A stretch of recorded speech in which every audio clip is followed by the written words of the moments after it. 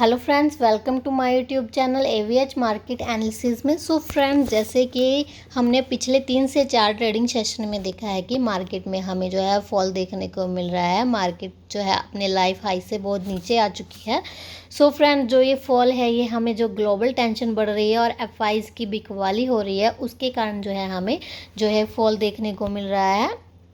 Middle east में जो tension चल रही है उसका डायरेक्टली इम्पैक्ट जो है, जो कंपनीज़ का बिजनेस उन कंट्रीज़ के साथ जुड़ा हुआ है, उन कंपनीज़ पे हमें जो है इसका इम्पैक्ट देखने को मिल रहा है। वहीं बात करें अदानी पोर्ट, जो अदानी पोर्ट का जो है, अदानी पोर्ट जो है एक इज़राइल बेस्ड कंपनी है। इसका जो है एक इज़राइल में सबसे बड़ा पोर्ट है हाइफा पोर्ट, जो कि इज़राइल का सबसे बड़ा पोर्ट माना जाता है। वहाँ उसमें जो है अदानी पोर्ट की जो है 70% स्टेक है, जिसकी वजह से है वहाँ पर तनाव बढ़ने के कारण जो है इन स्टॉक में भी हमें फॉल देखने को मिल रहा है। जो हैफा पोर्ट है वो जो है इज़राइल का सबसे लार्जेस्ट पोर्ट है और जिसका इम्पैक्ट जो है डायरेक्टली इंडिया बेस्ड कंपनी या इंडिया में जो कंपनी अडानी ग्रुप की कंपनी जो है अडानी पोर्ट है उस पर हमें जो है इसका इम्पैक्ट देखने को मिल रहा है। और जब से ईरान भी इस वॉर में या इसमें जो शामिल हो गया उसकी वजह से तनाव जो है हमें और भी बढ़ता हुआ दिखाई दे रहा है। जैसे जैसे उस कंट्री में जो है सिचुएशन ख़राब होती जाएगी इज़राइल में या मिडिल ईस्ट में, सो उसका डायरेक्टली इम्पैक्ट जो है हमें इन कंपनीज़ पे या इंडिया में जो कंपनीज़ हैं उन पर पड़ता हुआ दिखाई देगा जिनका बिजनेस इज़राइल या मिडिल ईस्ट में है। और फ्रेंड, अगर अदानी पोर्ट की बात करें तो अदानी पोर्ट में भी हमें आज गिरावट देखने को मिल रही है और अदानी पोर्ट में लगभग हमें 4.5% की गिरावट देखने को मिली थी आज के ट्रेडिंग सेशन में। और अगर इस टाइम की बात करें तो इस टाइम जो है अदानी पोर्ट 3.67% जो है हमें नेगेटिव ट्रेड करता हुआ दिखाई दे रहा है।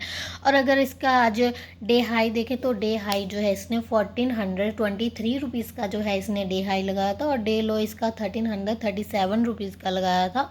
और इस टाइम जो है स्टॉक 1360 रुपीज़ के आसपास जो है ट्रेड कर रहा है।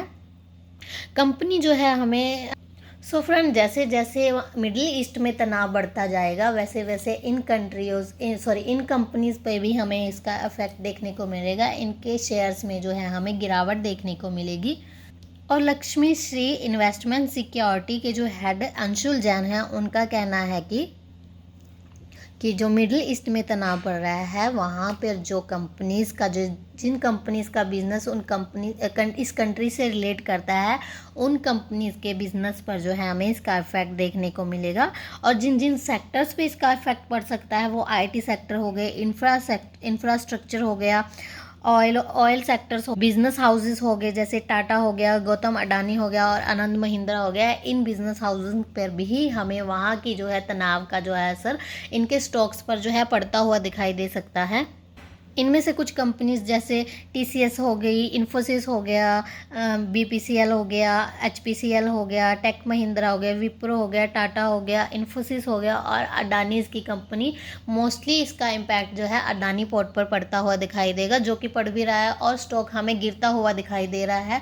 इन सभी स्टॉक्स पे जो है हमें इसका इम्पैक्ट देखने को मिल सकता है और स्टॉक जो है नेगेटिव ट्रेड कर रहे हैं। सो फ्रेंड, जैसे जैसे उस कंट्री में तनाव बढ़ता जाएगा, मिडिल ईस्ट में तनाव बढ़ता जाएगा, इन स्टॉक्स के प्राइस पर भी हमें असर देखने को मिल सकता है और ये स्टॉक हमें गिरते हुए दिखाई दे सकते हैं।